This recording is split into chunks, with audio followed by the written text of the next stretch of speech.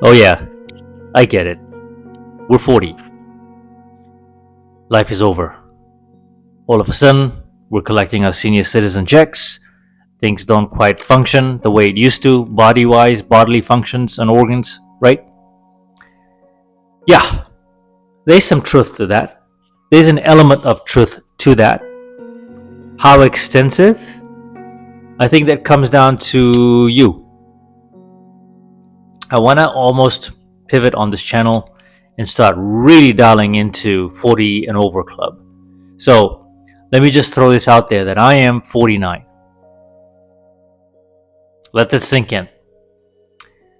And I have lived, I would say, a decent life. I could have avoided a lot of the pain, a lot of the misery, a lot of the anxiety, just simply through recognizing how important diet is. And also fixing my relationship with alcohol, because alcohol is not the enemy. It's your relationship with it. I think you can enjoy a beverage, a drink every now and then, in some form of moderation if you plan that day and night. But this video is not about alcohol. This is about your relationship with you. When you reach this point at 40, there's a lot that goes through your head. I remember when I turned 40, I almost cried. I went through a horrible breakup. I was living with my ex-girlfriend then in California. I was a stepfather at that time. So, in other words, I fathered another man's child, which is something that's looked upon as pretty heroic these days in the modern times we live in. I didn't know that that's what it was, but I did it. And it was one of the greatest things I've ever done. I wouldn't do it again. I'm not the same person. But again, this video is to fast forward, because once you get to this point, you have lived a little bit. There's a lot of experiences in life that you have collected by even living up to 40, right? And assuming you have no health problems, or you have symptoms of things that you can reverse, at least what's within your control, this is a good time to review that. This is a good time to review that. We are in the winter arc period, October to December. Every year is the winter arc, where you lock in, you really start dialing into the vision you have for the following year. The mistake a lot of people make is they don't begin this process in June, 6 months to go. They begin this process in January of every year. You're already behind in January. Forget January. If I'm starting my planning in January, I'm already behind for 2026 and so forth. You get the point, the way I look at it. When you reach this point, you have to take action, like really quick action. And one of the things that you can start doing is writing it down. Yes, manually, writing it down. Tracking your habits is monumental. You know, I'm old school, obviously a Gen Xer on the higher end in terms of the age spectrum. There's something about writing and crossing out and seeing all the squiggles, right? What am I accommodating? What am I allowing? And if I cross this off, does this mean that in the refrigerator, do I really cross off that item, or do I go and reach for it and pull the refrigerator and pull out my favorite tub of ice cream? Ask yourself, what was the ice cream doing there in the first place? What was the chocolate bar doing there in the first place? What was the Doritos chips doing there, sitting there in the first place? Why? Why are these things in your household? See, the way you get this engine cooking again, like good quality oil, like this engine revving up again, you got some miles on your body, right? You got some experiences as well. You got some stresses in your body over time. The way to quick start this program is really taking a deliberate hard stop, a timeout, sitting down. I wouldn't even say meditating. I would say to yourself in the mirror. I do this a lot. Whether I'm in a dance practice or martial arts, I do this a lot, quite a bit, as I'm doing right now to the camera. Talk to yourself and eliminate anyone that you would normally have around you. Go to a private spot, park, a little lobby, or just a library, even get one of those rooms, rent it out for like $10 for 30 minutes, and just sit down and really talk to yourself and speak your goals and vision into existence, because it's there intuitively. It's there. It's been there all along. These voices don't go away. It catches up to you. Guaranteed, it catches up to you. I'm nearly 50. I'm telling you, your subconscious mind at some point does level up to where you are, and most times you're actually way behind. You have not been true to yourself. You have not been true to your inner voice, your intuition. And that's why we tend to hang on to vices. Vices such as Netflix and chill. We haven't even gotten to the part about how you're slouching on the couch while you're watching a 2-hour movie. What you're reaching for in your kitchen to watch that 2-hour movie. And then the binge watching. All this time you've been stationary on the couch, just encouraging further decay, further stagnation, while horribly eating. You gotta write down what these vices are. Porn, video games, scrolling on the internet, Instagram. You can go through a rabbit hole going through someone's stories. And I scroll a lot on Instagram. I scroll a lot on people's content. But lately, I've been making a conscious effort on detoxing certain people's content because it doesn't do me any good. And you have to make decisions like that.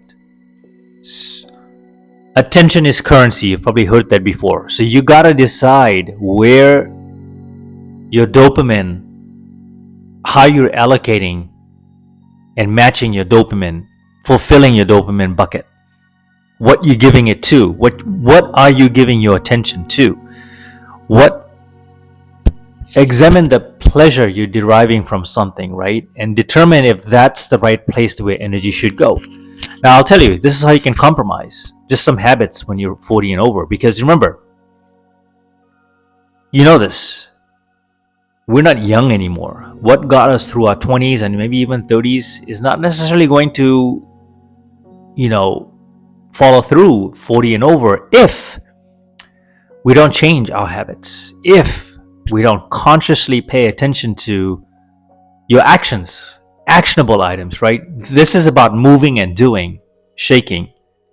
That's it. It's all in the action. If you're going to watch a basketball game like I do, basketball season is almost here. It's about 3 hours, right? The breaks and the quarters. Squeeze in a workout session. Have some dumbbells at your place.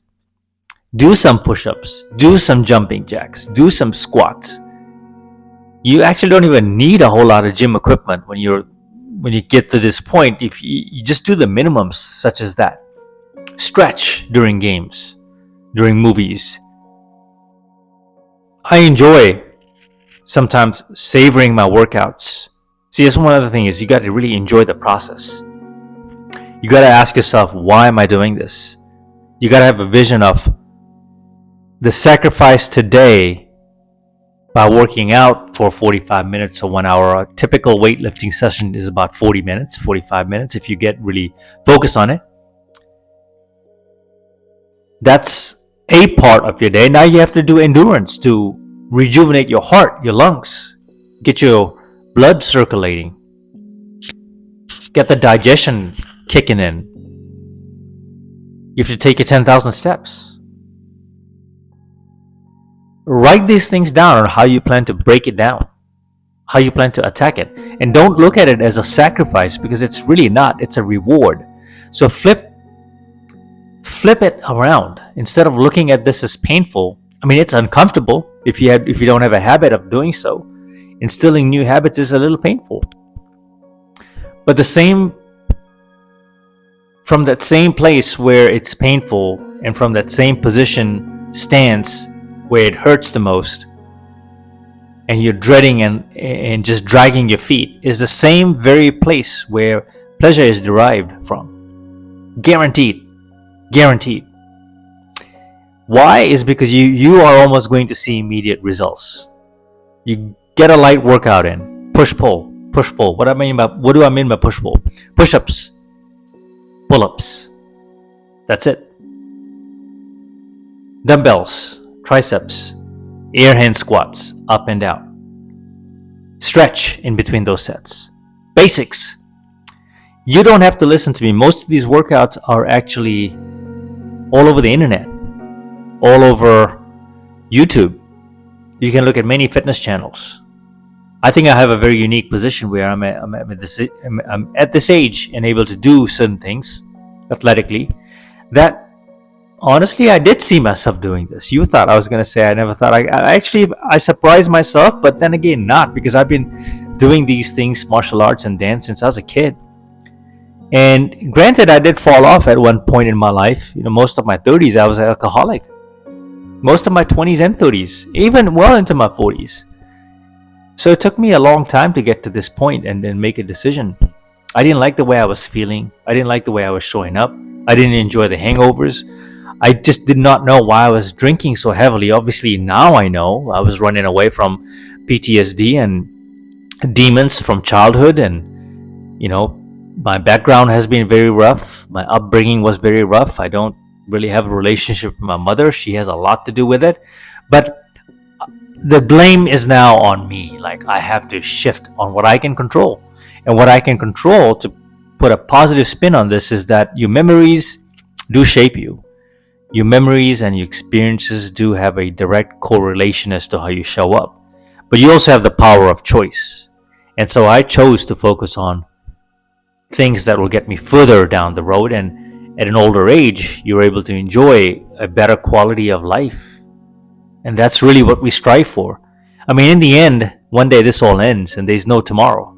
We don't get the if I could, I would, if only, I wish, the hope strategy. One day, all this is out the door. We're gone. There's no fat burning. You're already burnt. You think of a matchstick, right? You light the fire and you see the flame. How long that stick? That's life. It goes by quick. 20s, 30s went by quick. I'm nearly 50. And I used to look at people 50 during my 20s and say, oh, you're old, ha ha ha. But then again, I didn't see a whole lot of 50-year-olds or 49-year-olds like myself moving in decent shape. You can please feel free to go to my Instagrams, on my artist page, in my fitness page. I have the links on my YouTube on the description. You can check it out. Not to mention that it does benefit your life immensely, especially as a man. Especially as a man. No offense, ladies, but assuming most of my audience is really are men, because we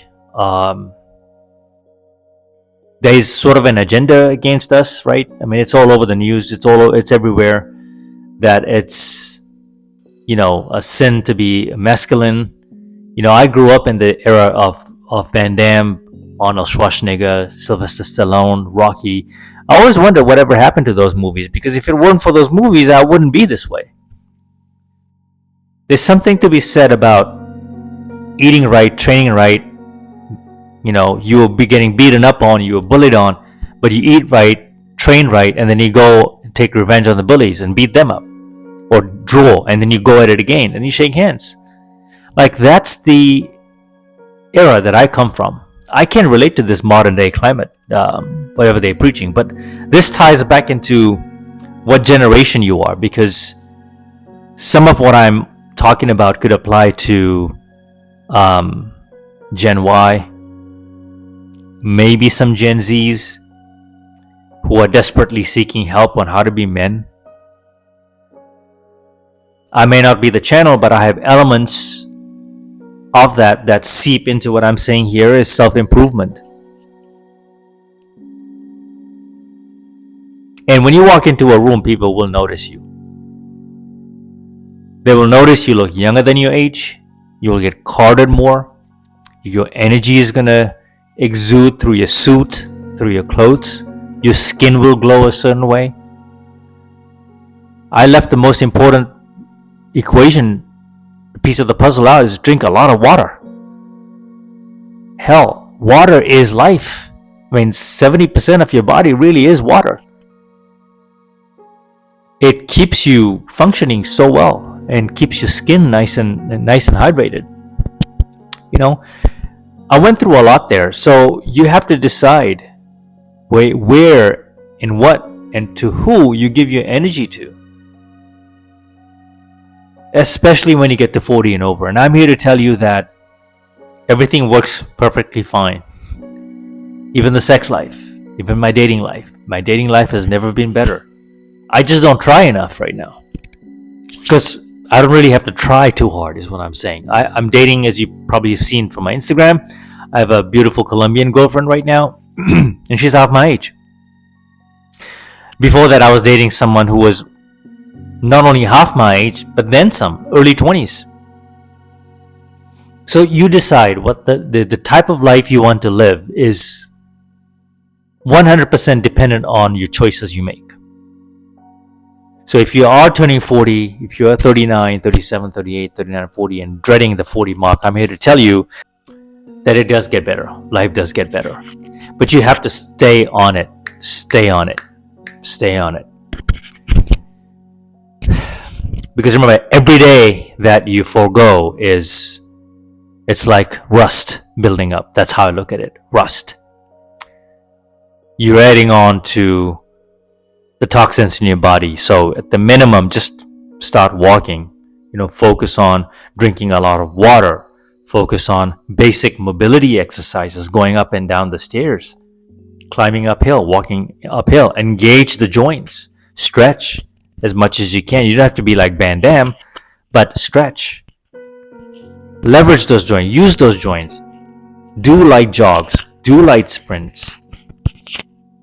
You're not training to compete. You're training against life now. You're trying to enjoy the later years in life. You don't want to be in a nursing home. You want to be fit, able, capable. I honestly think that if you combine all of this by periods of intermittent fasting, taking breaks of just prolonged gratification and not eating for a while, 16 to 24 hours, anywhere between that range, you don't eat, stop, and you incorporate everything that I just said, would make you very dangerous for anybody, really. But really, if you're 40 and over, this is the best way to get in shape is paying attention to the basics. It'll get you there. Mamba out.